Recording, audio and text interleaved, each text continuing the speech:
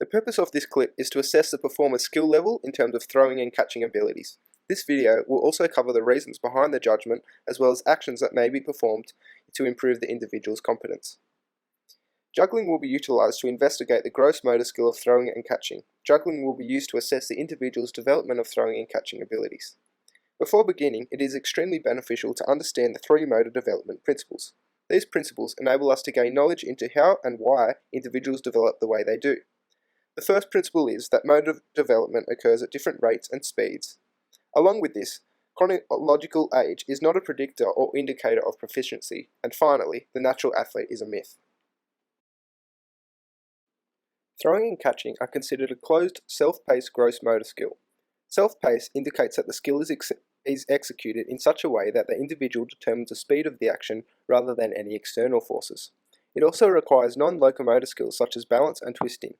Furthermore, the activity is classed as a simple skill, since it is a basic action with fairly thorough stages, yet it is high in organisation and a serial skill because of lots of components working together to produce the complex action. Additionally, the skill is manipulative, since it includes manipulating an item with the body. Within the following video, we are able to see that the learner is in the pre-control stage of development. We can clearly see that the learner is being controlled by the external environment. We can also see lack of confidence along with extraneous movements that are not consistent. We can specifically see that the learner is not in control of the balls, and the balls seem to be primarily controlled by the external environment, being gravity. We can also see inconsistency in the learner's movements, with the hands being in varying positions when catching and throwing the ball. The learner is not able to continually replicate the same movement. On top of this, the learner displays awkwardness and unexpectancy when completing the action. The learner also does not completely comprehend the activity. They are putting forth a great deal of effort with little success. Furthermore, the student is having difficulty with the notion of time.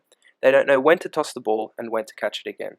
This is demonstrated by the balls launching at various heights and the improper hand placement. As a result, the flow becomes imbalanced. Furthermore, the learner is suffering with spatial awareness, edging closer to the environmental constraints of the surrounding walls. This is directly connected to the fact that the learner is tossing the ball either too near or too far away from their body, producing a mistake. The learner also fails to recognize the link between timing and positioning, as seen by the learner's hands being far too high when the ball is delivered. This table allows us to break down various abilities into their most basic form to help us learn. This two-dimensional categorization will help us improve our catching and throwing skills by emphasizing different degrees of distributed exercise. Distributed practice reduces the cognitive load on the learner whilst gradually raising skill needs as the student progresses. This is especially helpful for learners in the pre-control stage of development because this classification starts with the simplest stages of the skill. This dispersed practice approach allows the students to progress from low-level difficulty activities to more complicated ones. It is critical for an individual in the pre-control stage to be placed in a setting that begins with no in-motion regulatory conditions and no inter-trial variability, implying that the skill and environment remain consistent throughout the activity. The displayed video depicts an ideal activity with no in-motion regulatory constraints and no inter-trial variability. This exercise should be demonstrated until the learner is fully at ease and has progressed to the utilization stage. This means that the student should regard the skill as simple and automatic. Once the student has reached the utilization stage, performing the activity will no longer be advantageous to their growth. This is sometimes referred to as the point of diminishing returns. When the learner has completed the first 3 levels of the two-dimensional classification table, they should be ready to manage circumstances in which they must execute tasks with inter-trial variability and under regulatory conditions in motion. This will emphasize the stage at which the students can control their throwing and catching abilities. By the time the learner has completed the process of generic levels of skill proficiency, he or she should have reached the utilization or control stage of skill acquisition. It is critical to examine an individual's skill development as it progresses through the many phases of skill acquisition. This may be accomplished using a variety of approaches including data analysis. Data analysis may be done by looking at success rates throughout time periods or by comparing them. This data analysis can assist us in determining whether the learner has improved their abilities in the areas of relationships, effort, and spatial awareness. The video provides an example of how we may analyze the link between effort and timing. We can evaluate the success rate of this timing according to different approaches by analyzing how the hand is positioned while receiving the ball in comparison to when the other hand is releasing the ball. We saw that when this action was done properly, it resulted in skill improvement and ease of throwing and catching the ball.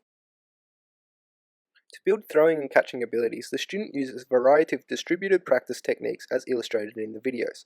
The student can advance to the control level of proficiency by employing these practice techniques. This control stage may be identified by recognizing that the movement appears confident and follows the learner's objectives. The motions are likewise more constant and the movement success rate is higher.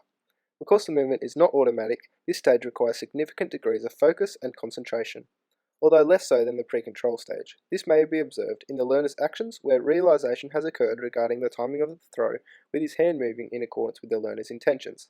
It can also be noticed that the spatial awareness has grown as the learner focuses less on the final destination of the ball and more on where the ball is travelling in the air. This demonstrates more anticipation of the ball's movement. Data analysis helps to demonstrate this. These developmental characteristics show how the learner has improved their throwing and catching skills and is now in the associative stage of skill acquisition. This is emphasized by the learner's association of environmental factors to the movements. This indicates that the learner should keep practicing and the skill mistakes should become less common with time. In conclusion, dispersed practice is most useful to the learner throughout the pre-control and control stages. In addition, a two-dimensional approach to learning development activities should be used to improve performance. These practice techniques enable the student to acquire particular spatial awareness, relationship, and effort skills, which directly benefits the learner's ability to throw and catch.